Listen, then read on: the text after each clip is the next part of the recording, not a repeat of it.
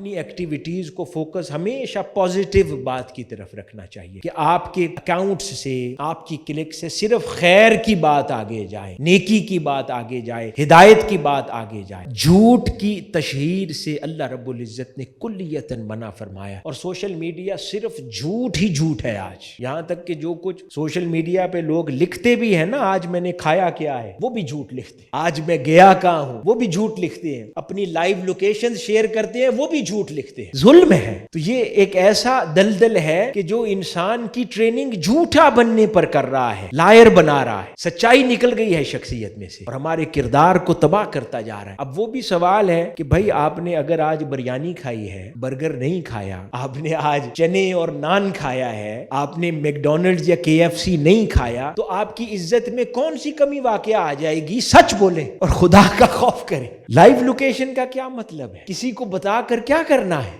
یہ live location حرم پاک کی بھی لگاتے ہیں لوگ، یعنی me at Kaaba Allah, me at روضہ رسول صلی اللہ علیہ وسلم۔ خدا کا خوف کریں۔ اب وہاں پر اتنی تو خالصیت باقی بچنی چاہیے نا، اللہ کے حضور حاضر ہیں، اپنے گناہوں پر بخشش طلب کی جائے، تاجدار کائنات صلی اللہ علیہ وآلہ وسلم کی حضور حاضر ہوئے ہیں۔ ٹھیک ہے، بعد میں یادگار فوٹوز اپنے فیملی والوں کو لا کر دکھا دیں۔ یہ پرابلم تب آتا ہے جب آپ کو پرائمری آبجیکٹو ڈیفائنڈ نہیں ہے کہ why I am doing this, پھر یہ لائیو لوکیشنز لگتی۔ لائیو لوکیشن کا مقصد ہے، انڈرسٹینڈیبل ہے، کہ آپ کسی ایک خیر کے کام کو پروپیگیٹ کر رہے ہیں۔ ہاں، آپ دور سے سفر کر کے آتے ہیں، لگائیں live location, I am at 365 M Model Town today. Why? There is a social media summit taking place. یہ ٹھیک ہے، there is a cause, there is a message that I am attending this, you should also attend this event. لیکن restaurants کا live location لگانا، shopping places کا live location لگانا، یہ صرف اور صرف تشہیر اور ایک گناہ کا عمل ہے۔ کبھی سوچا ہے آپ نے ایسی جگہوں کی لائیو لوکیشن لگانا کہ جو آپ کا سوشل میڈیا فالوور این ممکن ہے وہ افورڈ نہ کر سکتا، اور